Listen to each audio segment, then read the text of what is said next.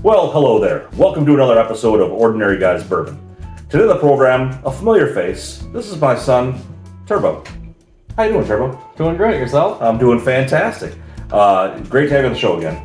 And when we get into the bourbon and explaining the bourbon, you'll understand why you're the guest for this show. But I want to talk to you about some things that I recently discovered, and I know you played with this stuff before. Timu. Yeah. What the hell's a Timu?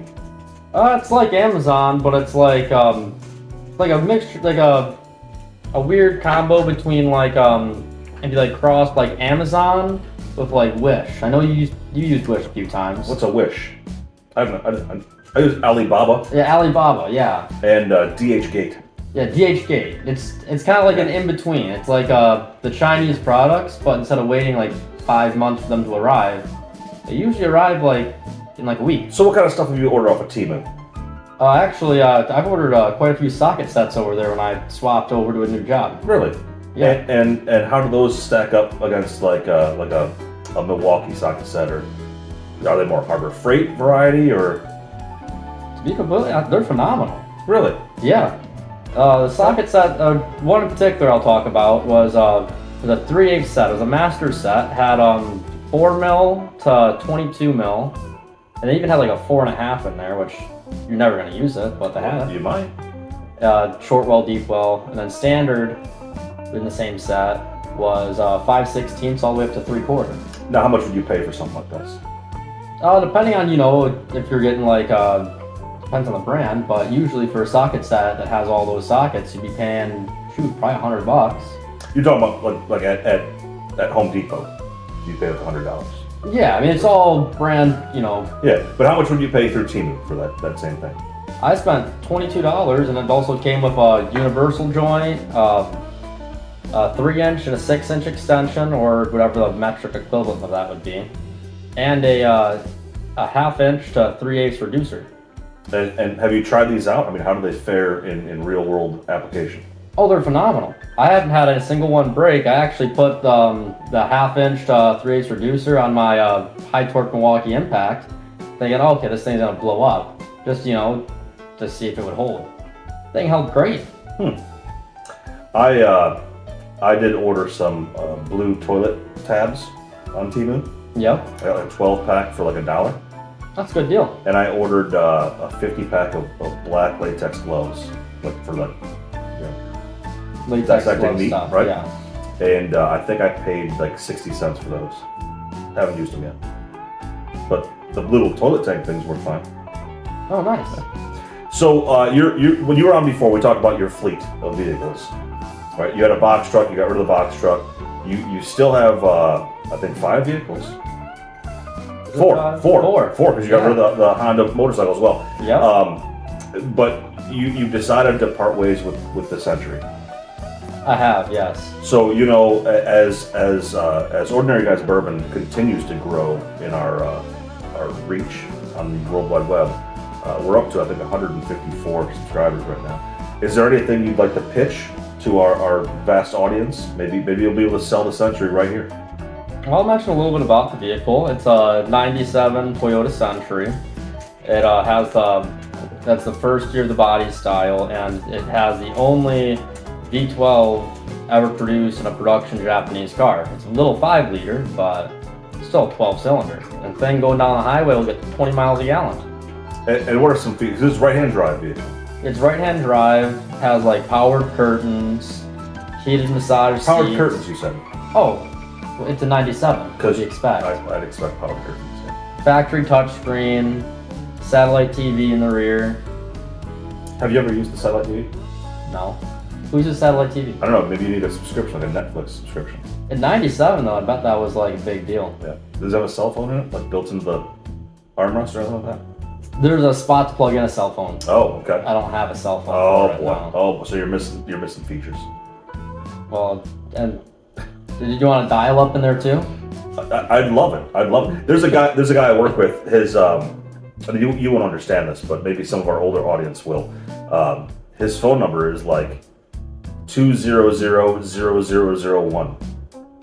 And when first of all, that's a phenomenal phone number, right? I didn't say the area code, and I didn't give the right number. But if you think about it, like there's 5 zeros in the phone number, and all I could think about is, and I mean, you never had a rotary phone, but No. and I think, if I remember correctly, and I don't know all the details, but maybe when I was 8 or 10, Grandma and Grandpa, they didn't have those phones anymore, but you had to pay like an extra like 10 cents to not have a rotary connection when you were dialing the phone. So it was a normal phone. You push the buttons, 248, whatever the phone number was, and then you'd hear it go. Because it was a dime. I don't know. So the Century, it's for sale. At least it's still available right now. You do have a for sale sign in the window. I saw. I do. But I'll maybe put your number on the bottom of the description of the YouTube video, and maybe you'll get some. Maybe I'll even put it right on the video screen. Maybe I'll put a picture. Yeah, what color is it? It's a black vehicle. Do they make those in other colors? They do. Oh, okay. But either way, maybe I'll take a photo of it and put it on, because I've been getting pretty good at editing videos. Oh, nice. I'm pretty fancy. I've done some phenomenal editing lately. I've seen some of your work, more recent videos. Yeah. I'm getting into it. I'm getting pretty good.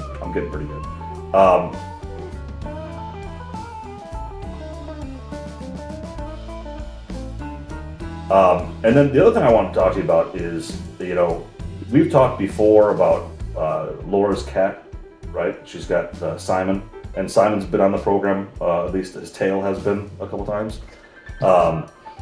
And Laura obviously loves the cat. I do too.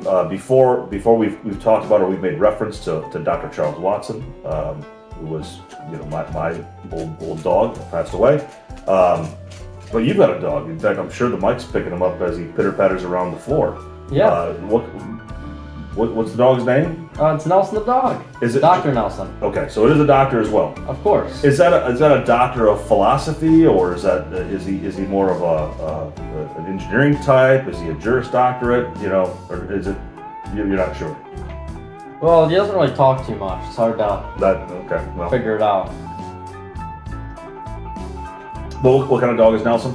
The standard poodle. Standard poodle. A little bit bigger than your poodle. So Dr. Charles Watson was a toy poodle. He was the size of a slipper.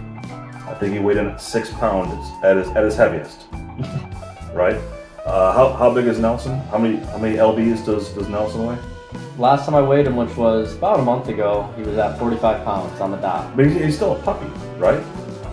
He's not going to grow too much more. He's a year and 2-3 months now. Okay. I could do the math, but I'll say around that. Okay. Well, he's a good dog. He's a great dog. He behaves fantastic. Nelson the dog. Dr. Nelson. Dr. Nelson, yeah. Says it right on his collar. He's a good boy. So let's get into this bourbon. And, if I were to ask you, Andy, what's your favorite beer? What would you say? Probably Coors. Probably Coors. You love yourself some Coors. Yep. This is why this bourbon was selected today. This bourbon is manufactured by Coors. Oh, nice. Yeah. So I've got 3 pages of notes because there's some exciting stuff going on here, and a lot of it talks about the history of Coors. But this is Coors 5 Trails Flagship Blend Whiskey. It retails for $54. Okay. Quote is complex and elegant, a harmony of 3 aged straight bourbons and a Colorado single malt whiskey, proofed with Rocky Mountain water. That's what their website says. So it's not technically a bourbon, right? The presence of that Colorado single malt whiskey in their blend disqualifies it from being such. Okay. But before we go any further, let's understand how close this actually is to being a bourbon. So the liquids that were used in this blend, the first liquid at 51% contribution is a 4-year wheated bourbon from Kentucky. That's 51% corn, 45% wheat, 4% malt. The second liquid in the blend at 36% contribution is a 4-grain, 4-year-old bourbon from Kentucky. That's 60% corn, 26% rye, 10% wheat, and 4% malt. The third liquid in the blend by contribution at 8% is that 6-year-old single malt from Colorado. That's 100% malt. And then the fourth and final liquid in the blend at 5% contribution is a 12-year-old bourbon from Kentucky that's 78% corn, 10% rye, and 12% malt.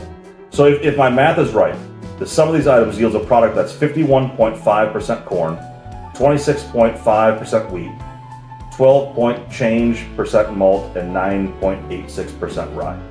And all these items were aged a minimum of 4 years. The average age, adjusted for contribution percentage, is 4.56 years. So it's that 100% malt though that mix that throws it off. Technically, based on the makeup of whiskey alone, this could be labeled as a blended bourbon whiskey. It's interesting that Coors Distilling chose not to do so. Something else must be off in their legal requirements, which is interesting. But nevertheless, Coors entered the whiskey business in 2021 with the launch of 5 Trail blended American whiskey, and that's what we have here. It's a product that has not only been in the market, it's only been in the market for 4 years, right? The initial product was a collaboration with Bardstown Bourbon Company, and the final product is cut or proofed with that same Rocky Mountain water that Coors uses in their beer production. The malt used is the 6-year-old malted whiskey is also the same malt used for Coors beer. So you're gonna like this. So this also distilled over in Golden then? It is. Of course, Coors, and more appropriately Molson Coors, knows a little bit about alcohol. Adolph Coors Company was established in 1873 by Adolph Coors. Nice creativity on the name, right? And Molson Incorporated was founded in 1786 by John Molson. It's the oldest brewery in Canada, and in fact, in all of North America. The oldest brewery in the United States is, of course, Yuengling & Son. They were founded in 1829. Now available in Michigan. The oldest brewery in Mexico is Cerveza Victoria, brewed out of Toluca since 1865. My pal Vince would be quick to point out that the Weihenstephan brewery in Germany has been legally selling beer since 1040 AD. Anyways, Coors and Molson merged in 2005. Getting back to the Coors Distilling Company, there are actually 5 current offerings. We have here, of course, the flagship blend for today's sample. But within the 5 Trail series, they also have a barrel proof, a cask finish series, and a small batch offering. They also have a Barmen 1873 bourbon, which is honoring Adolf Hermann Joseph Coors' birthplace in Barmen, Germany, and the year that he founded the brewery in 1873. Coors arrived in America in 1868 and Americanized his last name in 1872 before settling in Golden, Colorado.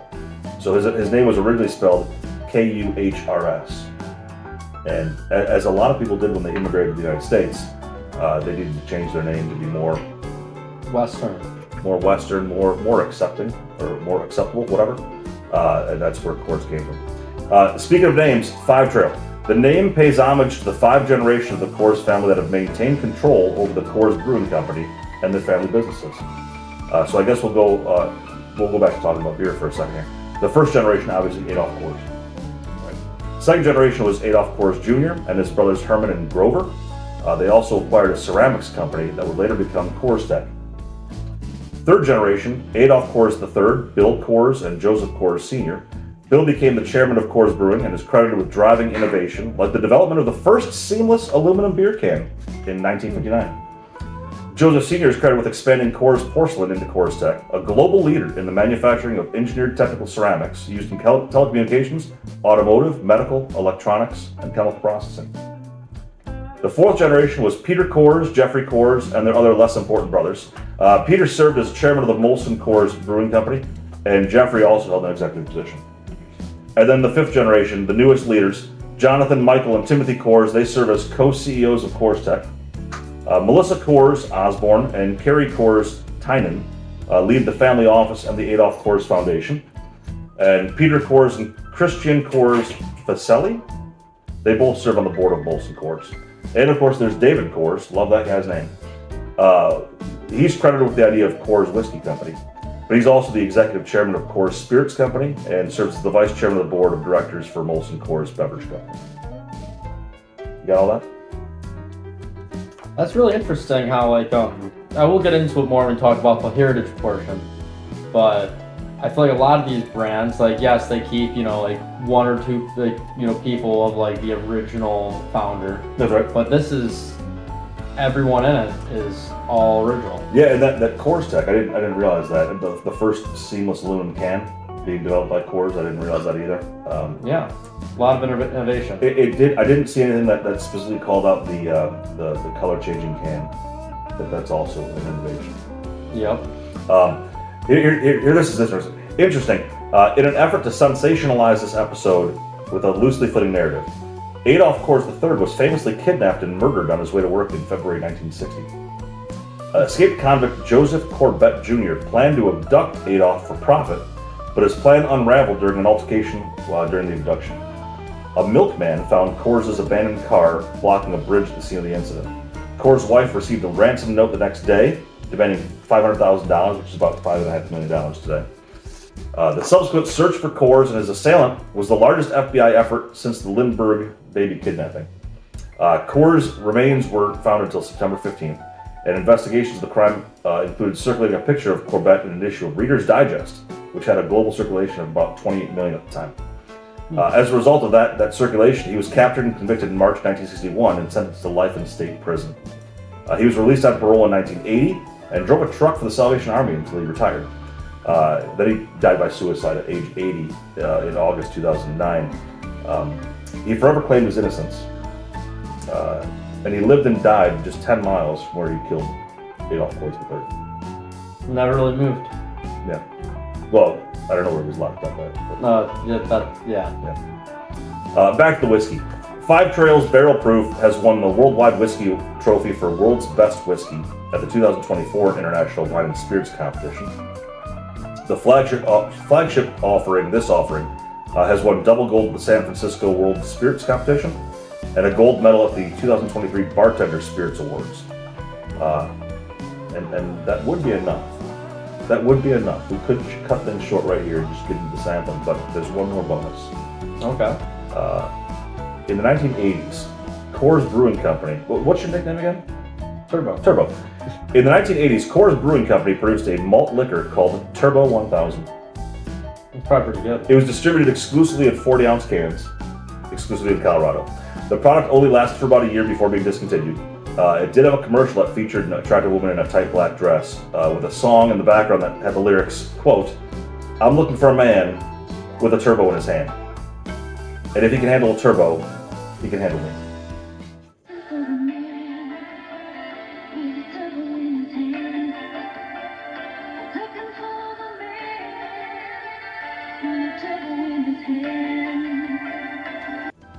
And I encourage you to look up that YouTube clip.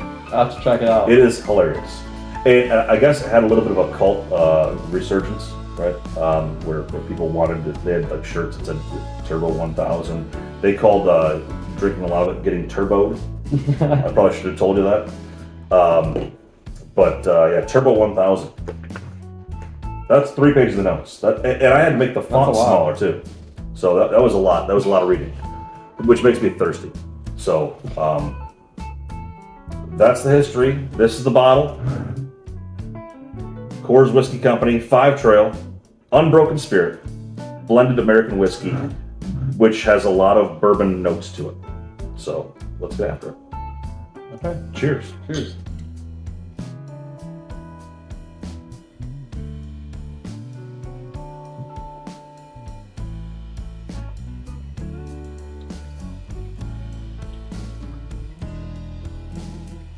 What do you think? A little strong right off the start. It is. I don't know what proof this is. High octane. 95 proof, so it's a little bit higher. But it's just a blended, and it's interesting that the average age of all the liquids is 4.5 years. Right? Mm-hmm. So it would qualify as a blended bourbon, like I said.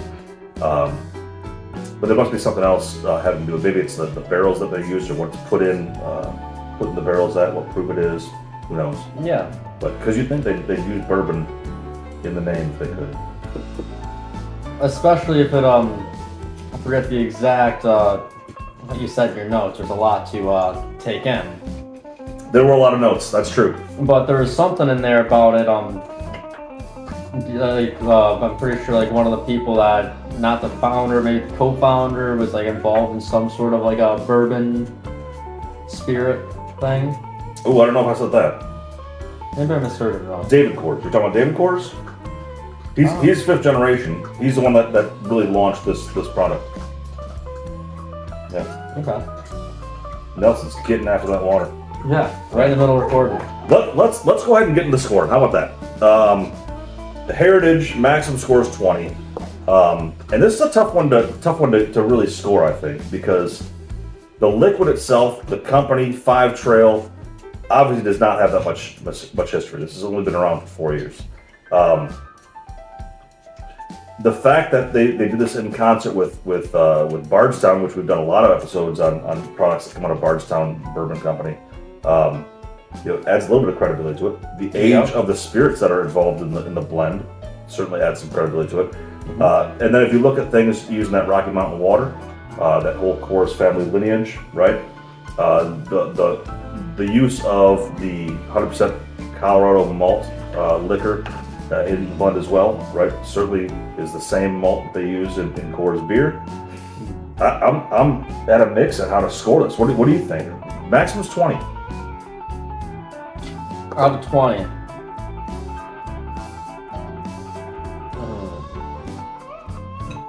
I'm gonna do 14. Yeah? Yeah. I'm gonna go with a 10, I think. And I mean, the reason why I went with a 10 is... I should have probably gone a little bit lower just because No. Well, you can't take it back now. You didn't write yet.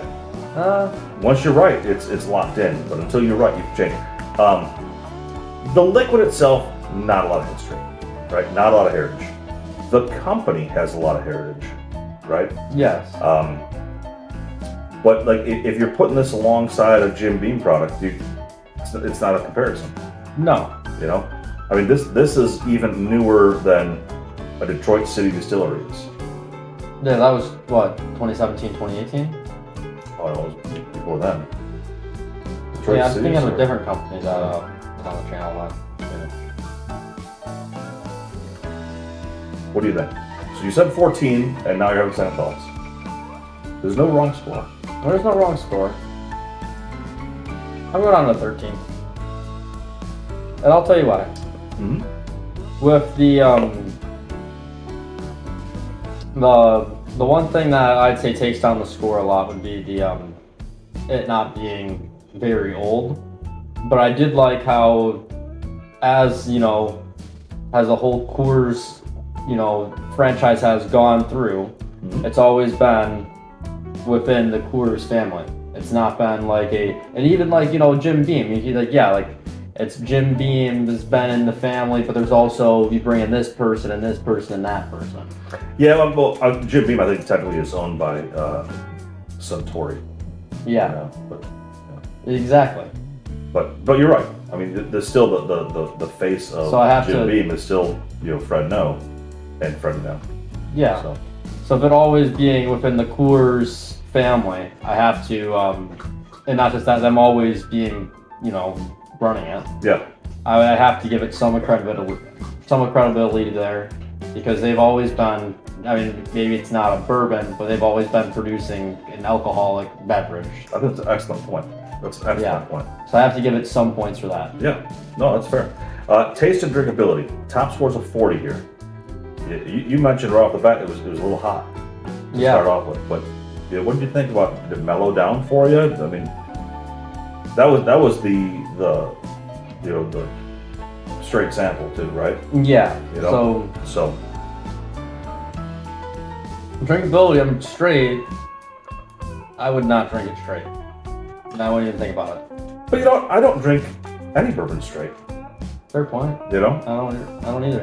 And like I mentioned, I think the last episode, I think I closed with albeit Fred No's line about how any damn way you want is the way to drink it. A lot of times I drink mine with about 40-50% water.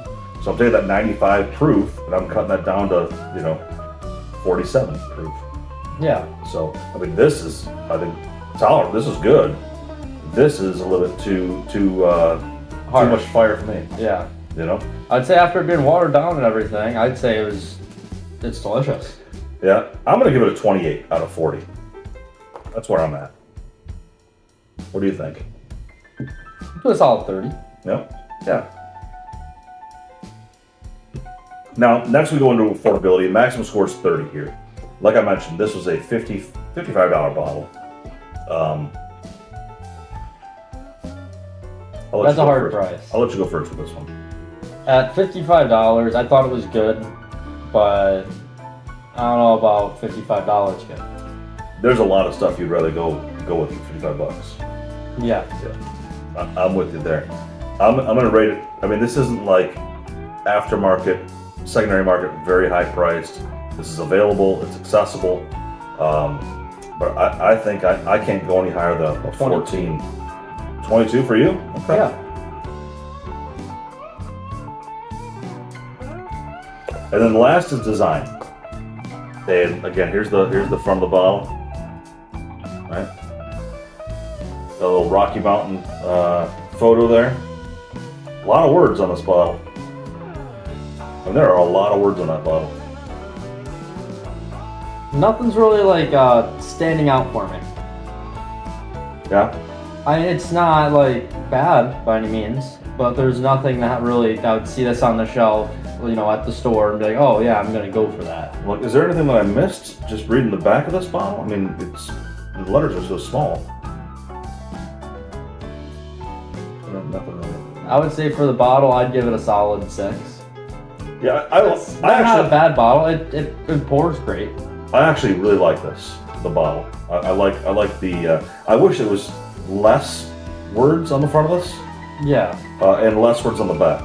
I really do wish. There's a lot of words. There's a lot of words, and it's not just the government warning. That's tucked away in the It's corner. almost small enough to give your glasses on to and to read it. They've got different colors, like renowned bourbon pioneers in Kentucky, and Kentucky's in like a gold color. Like, it's almost hard to read. I don't know, but I like the bottle, I like the shape. I like the. I'm gonna give it a 7. I think. So we've concluded. What do you think your overall score is there? Well, I haven't messed up the math once on the channel yet. I'm not planning on doing it today. Okay. While you're doing your calculations there, I've got a 59 as my final score.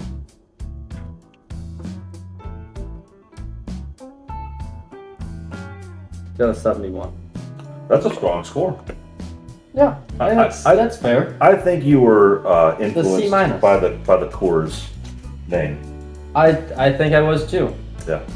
But I would say But I like that. a C- would be where I'd put this bourbon. But I like that. People that have that drink beer, that drink bourbon, drink wine, or whatever. A lot of them have. This is the brand I like to have, right? Like Grandpa, for a long time, his beer of choice was Labatt, right? And So they slimmed down the can, the bottles. Yeah. Then he realized one day that they were 11.5-ounce bottles. Yeah. And he was furious. He's like, They steal beer every 24 pack. every 24 pack they take a beer away from him, and I haven't seen him buy a case of Labatt since. And it wasn't like the metric system because it's Canadian, right? No, it's an 11.5. We're making an effort to take away a half ounce. Yeah. And see if you catch us. But the cans are still 12. the cans are still 12. But he was loyal to that brand for a while, and now he's found other things that give him the full ounces in the bottle, right? And I do like that you're a big fan of Coors and Coors Light. I like the shorty bottles. Right? Yeah, Banquet, little shorties. The Banquet shorties. You're a fan of that, and because of your familiarity and your appreciation of Coors, you give it a higher score, and you'd rather have this bourbon than another one that was maybe $55 because this is a Coors bourbon, or as you say, Coors. This is something that I would probably put up on my shelf. Yep, For the fact that just because it's a Coors product as well, that's fair. and it's not a bad bourbon, not really a blended whiskey. I think it's what they call it. But it could be kind of like a blended bourbon, right? Yeah, it's not a bad offering by any means. It's just the price point is not really a great thing. Maybe if they took the label and instead of having a blue sticker up here and then a sticker here that has gold writing and red and black, and then you get all these colors on this side where you got the gold, black. Maybe they could have like trimmed $1 off and made it a $54 bottle. Yeah, or even if you just made it like not just one color. I could see a little bit of gold in there, but why is there gold words in the middle of it? Well, it is calling attention to this is batch 002 CWC22-A. And for people that are really collecting, they'll know that batch is actually a pretty good batch. Oh, it's a huge difference. This is exclusive batch. Unbroken Spirit. But let's write it in bright red light letters. And big too. Like this, I couldn't read this text, but I can see what batch number This is like a size 8 font, and then let's do the batch. That's not a size 8 font. I'm not that old, and I can't read that at all. Maybe like I don't know, 6. Yeah. I'm not gonna font sizes, but it's small. Yeah. And they've got some words in capitals, some in small caps. I don't know what's going on. Yeah. Listen, and the gold wasn't really great on the white backing. No, really it's not white. It's like an off-white backing. But either way, you got a 71, a strong score. I've got a 59, and that concludes Coors Distilling Company's 5 Trail flagship blended whiskey.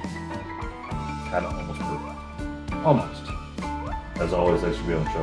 Thank you. Until next time, cheers from Ordinary Guys Bourbon.